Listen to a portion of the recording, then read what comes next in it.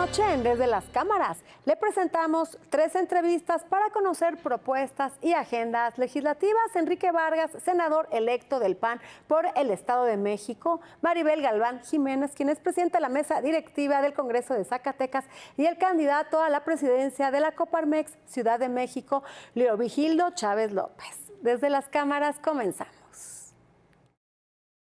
El Congreso de la Unión se alista para llevar a cabo durante los próximos meses lo que se han denominado los diálogos nacionales, con el fin de socializar y discutir el contenido de las reformas constitucionales al Poder Judicial.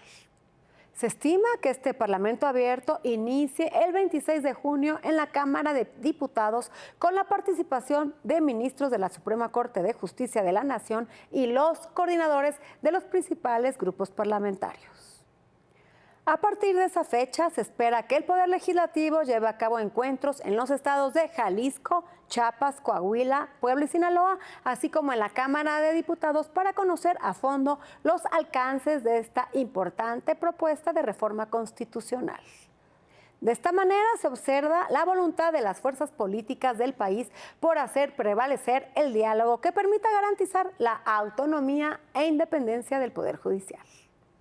Desde esta tribuna tendremos bajo la lupa todo el desarrollo de este Parlamento abierto que sin duda alguna fortalecerá y enriquecerá nuestro sistema democrático.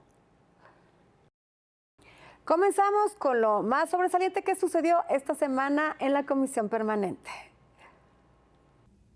Este miércoles tuvo lugar la Comisión Permanente del Congreso de la Unión. Previo a la sesión del Pleno, el grupo parlamentario de Morena sostuvo una conferencia de prensa sobre los foros rumbo a la reforma del Poder Judicial. Se plantean 8 foros, 8 en el país.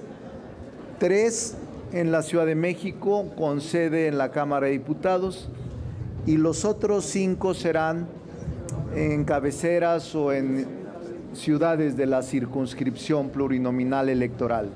Posteriormente, en el Pleno, los legisladores protagonizaron un intenso debate cuando el presidente de la Comisión de Gobernación, Puntos Constitucionales y Justicia presentó el dictamen.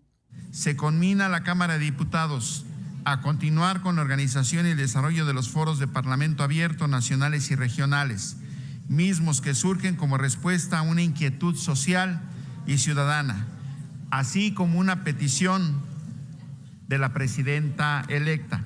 La oposición lanzó diversos cuestionamientos. ¿Qué sucederá con las 1,600 plazas que van a cesar en su encargo?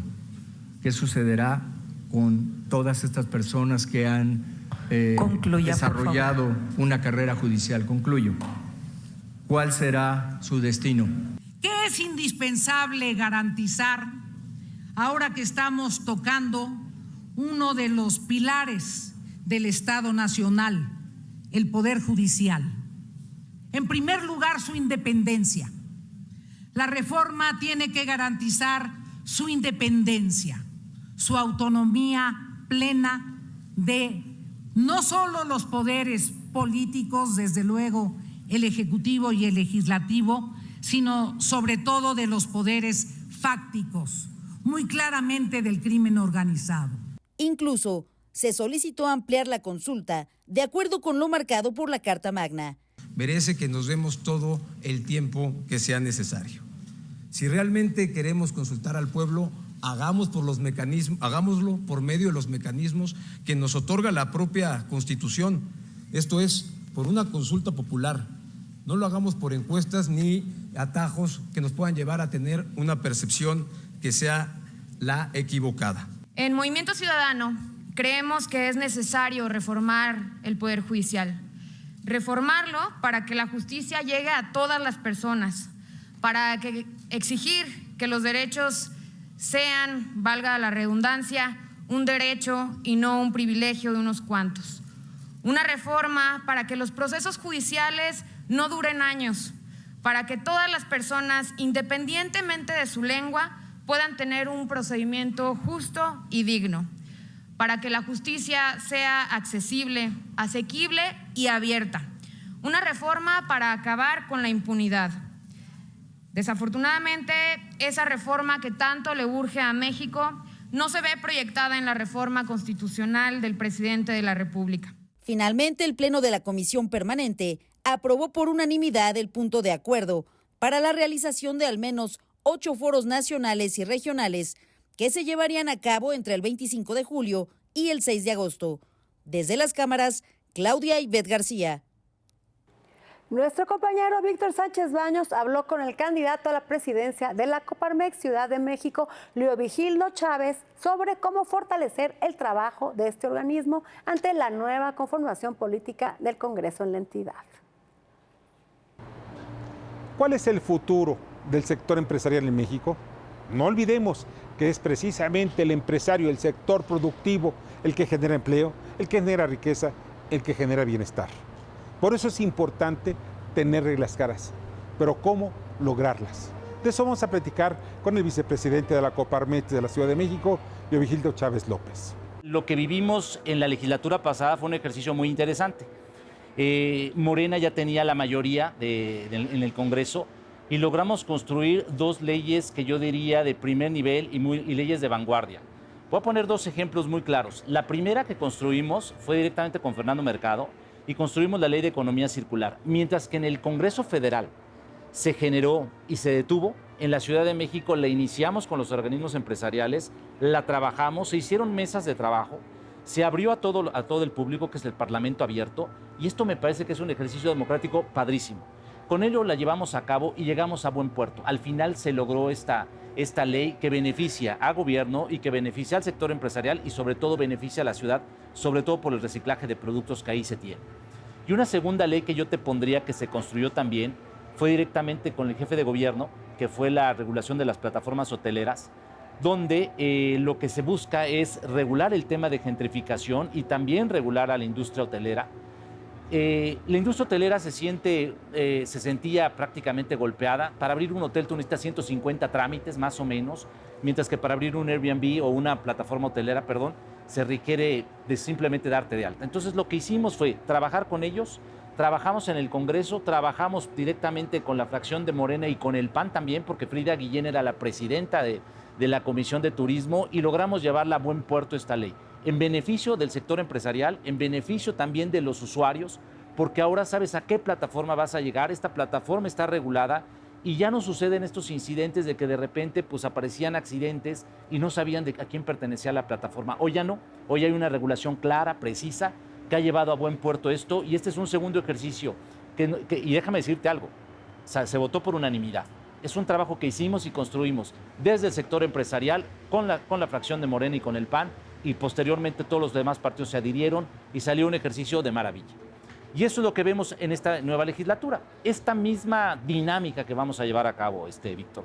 Cuando tienes la experiencia de muchos años ante el Congreso, sabes precisamente cómo opera, cómo funciona, cuáles son las necesidades, no solamente las del sector empresarial, porque también tienes que voltear a ver cuáles son las necesidades del gobierno. Y esta parte es la que tienes que cubrir.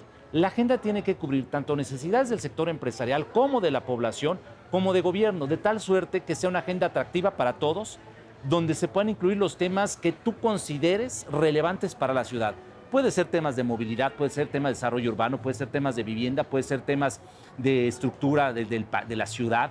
Esto es lo que nosotros hacemos y eso es lo que nosotros construimos todos los días, Víctor. Entonces me parece que con esta experiencia que hoy traemos, déjame comentarte que yo tengo aproximadamente 20 años en esta materia, manejando el tema de las agendas legislativas, 15 años trabajando para la Coparmex en este mismo tema, y me parece que con esta experiencia hemos llevado a buen puerto muchas de las cosas que hoy hemos venido planteando y que estoy seguro en este nuevo gobierno estaremos trabajando. Y hay otros temas interesantísimos. Hablamos de energía, viene el nearshoring. ¿Cómo le vamos a hacer? Me parece que desde el sector empresarial lo que tenemos que proponer es una mesa de trabajo donde haya comisiones unidas para el tema del nearshoring, donde esté energía, la Comisión de Energía, donde esté la Comisión de Seguridad, donde esté la Comisión de Educación, donde esté la Comisión de Desarrollo Urbano, de Vivienda, porque tiene que ver con todo, y la de Educación, tiene que ver con todo el nearshoring. ¿Cómo lo vamos a despegar? Y esto yo creo que es un tema no solamente atractivo para la ciudad, sino también para el sector empresarial y para el gobierno, por supuesto. Esas reglas claras que deben venir de nuestras leyes es fundamental para que logremos cualquier mexicano tener un empleo, tener un negocio y vivir honestamente del producto de nuestro trabajo. Eso es importante para que nuestras comunidades se desarrollen, haya armonía y sobre todo que la sociedad logre sus objetivos de paz y concordia. Nuestra especialista en finanzas, Alicia Salgado, nos explica las implicaciones del proceso de selección de los integrantes del Poder Judicial de la Federación, así como la liquidación de al menos 7,000 integrantes del sistema de impartición de justicia de todo el país. Hoy vamos a platicar de un tema que a todos nos ocupa, porque la crítica en torno a la reforma al Poder Judicial ha sido pues permanente, de grupos opositores, también en general de ciudadanos, por la falta de entendimiento de qué es lo que se pretende en una reforma judicial en la que sobre todo se subraya la necesidad de elegir jueces como una forma, jueces, magistrados, ministros, como una forma de combatir la corrupción en el Poder Judicial. Creo que lo más interesante es saber que esta reforma carece de un análisis muy claro, porque además no viene en el contenido de la misma del impacto presupuestal que puede tener. Imagínate el proceso electoral, 2 años después la tiene que organizar el INE, o sea, 2 años después de esta elección y antes de la elección intermedia. El costo es evidentemente importante, el poder hacer todo el proceso de selección de candidatos y después ir hacia allá. Pero, ¿cuánto cuesta eso? Puede costar una tercera parte de lo que representa una elección presidencial. ¿Por qué? Porque son muchísimos cargos de elección popular, 7,000 cargos, 7,500 de hecho, por ahí anda el rango. ¿De dónde lo sacamos? Pues del censo realizado por el Instituto Nacional de Estadística y Geografía. El Poder Judicial establece que, el censo realizado demuestra que son alrededor de 1,660 entre ministros, magistrados, jueces de distrito, o sea, son los del primer rango, los federales, 1,669 personas. A esas hay que liquidarlas, evidentemente con todos sus años de antigüedad, porque van a perder el derecho de permanecer en un puesto de carrera y después iniciar el proceso de selección. ¿Cuánto cuesta liquidar a todo ese personal? Y ahora los jueces estatales, porque la cara de la justicia de la mayor parte de la ciudadanía no son los ministros de la Corte, son los jueces cívicos, los jueces civiles, los jueces de paz. Les llaman de diferente manera. Están en los palacios municipales, normalmente los juzgados, y atienden temas como riñas civiles, algún detenido, problemas de tránsito, robos en casa habitación. Ese es el tema de la justicia cotidiana. También a ellos los van a elegir. Estábamos hablando de 5,500 personas, 5,600 personas a las que hay que liquidar y después volver a contratar tras un proceso de elección local. ¿Cuánto nos va a costar eso? Hay gente que estima que podría representar un cargo extraordinariamente pesado para el erario público en el 2025, o sea, tiene que presupuestarse desde ya para iniciar la liquidación y de manera que podría recargarse también en el 2026. ¿Te imaginas? De inicio, esta parte, la que puede pasar como una propuesta de carácter político, no ha sido analizada presupuestalmente y debe ser un buen coco para las finanzas públicas del próximo año. Yo pongo este tema bajo la lupa desde las cámaras. Nuestra compañera Claudia Ivette García habló con la diputada de Zacatecas, Maribel Galván, quien es la presidenta de la mesa directiva del Congreso del Estado, sobre los avances legislativos en la entidad. El feminicidio es una de las principales preocupaciones que aquejan a la ciudadanía. Por ello, para el Congreso de Zacatecas, este tema es una prioridad. De ello conversamos con la presidenta de la mesa directiva de este Congreso local, Maribel Galván Jiménez. Se busca que los feminicidas pierdan la patria potestad de los hijos que procrearon con la víctima al ser sentenciados. En noviembre del 2022, su servidora convocó a un foro de Parlamento abierto con la intención de la revisión del texto que define el delito de feminicidio. Platicando con las fiscales especializadas en la persecución e investigación de este tipo de conductas, ella nos comenta que de pronto era complejo encuadrar la conducta con el tipo penal y por lo tanto a la hora de que íbamos ante el juez había algunos inconvenientes. Entonces, del resultado de este foro se determina que es prudente que el feminicida pierda el ejercicio de la patria potestad de los hijos que procreó con su víctima en caso de que los hubiera. Porque ¿qué es lo que se presentaba? Era condenado por el delito de feminicidio, pero aparte teníamos que ir a un juzgado familiar para que un juez de la materia lo privara del ejercicio de la patria potestad. Y ahora se pretende que en la misma sentencia sea condenado a ya no tener ningún derecho de gobierno sobre los hijos. Además, la presidenta del Congreso de Zacatecas asegura que se busca justicia para diferentes sectores de la sociedad, principalmente las minorías. Se pretende que aquellas personas que se autodeterminen como mujeres también puedan ser consideradas como víctimas de feminicidio.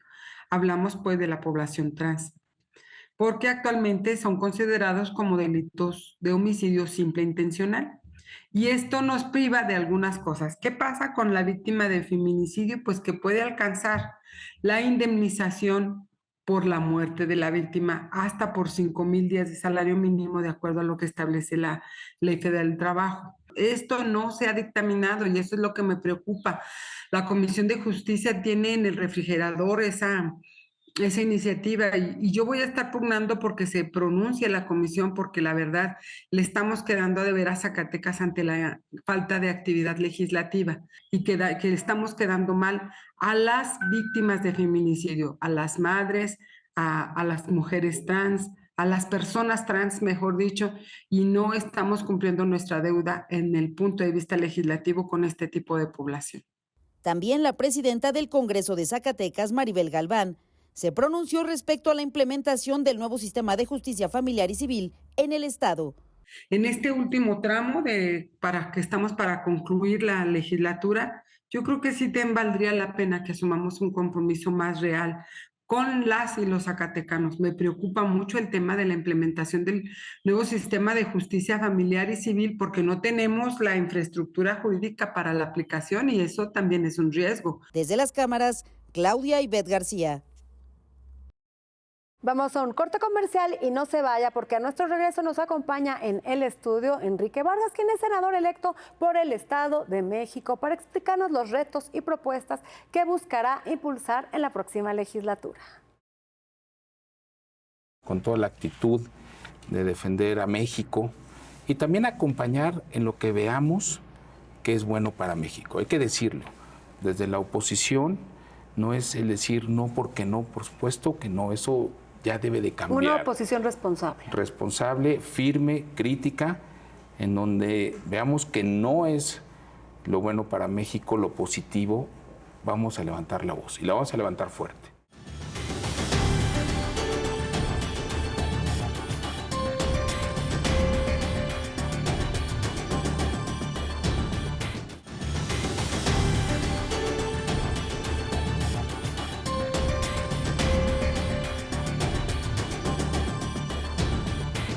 Huixquilucan fue presidente municipal, es licenciado en comunicación.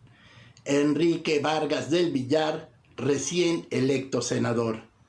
Esta noche nos viene a hablar de su posición y retos en el Senado y de propuestas que buscará impulsar. Escuchemos pues a nuestro invitado.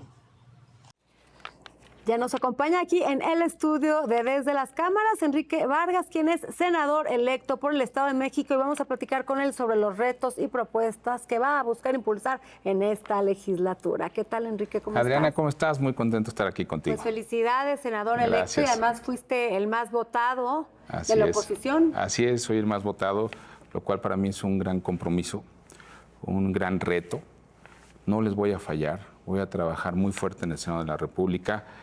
Tengo una meta, ser el mejor senador que haya tenido el Estado de México y la voy a cumplir. Tú tienes la experiencia, Enrique, has sido diputado local, alcalde. Así es, he sido reelecto también y además has sido también diputado federal. No, he sido regidor, okay, diputado local, presidente municipal reelecto y nuevamente diputado local. Ah, mira. Así y ahora es. vas para el Senado. Ahora para el Senado y con todas las ganas, con toda la actitud de defender a México y también acompañar en lo que veamos que es bueno para México. Hay que decirlo, desde la oposición no es el decir no porque no, por supuesto que no, eso ya debe de cambiar. Una oposición responsable. Responsable, firme, crítica, en donde veamos que no es lo bueno para México, lo positivo, vamos a levantar la voz y la vamos a levantar fuerte. Pero en donde veamos que sí, vamos a acompañar, porque así debe ser y así yo siempre he sido. Siempre he acompañado en lo que veo que es correcto y es lo que vamos a hacer. Y uno de los grandes retos que tenemos en México es la seguridad. No es un tema de política y es un tema de proyecto. ¿Qué voy a plantear? Vamos a plantear que en los próximos 30 años tengamos un proyecto de seguridad. Debemos de entender que en México, para que regrese la paz, se tiene que invertir en los 3 órdenes de gobierno, en lo municipal, en lo estatal y en lo federal, con un gran proyecto en inteligencia, en patrullas, en armamento, en muchas cosas, muy integral, y es en donde me voy a enfocar mucho en el tema de la seguridad. No podemos seguir en México con la inseguridad que vivimos. Lo que vemos todos los días, todas estas muertes, no podemos seguir así, porque aparte se van las inversiones también del país. Si no hay certeza jurídica, nadie quiere venir. No hay certeza jurídica y es por eso que me voy a enfocar mucho en el tema de la seguridad desde el Senado de la República. Es el tema que más nos lacera y nos afecta y nos preocupa a los ciudadanos. Sí, porque aparte es transversal.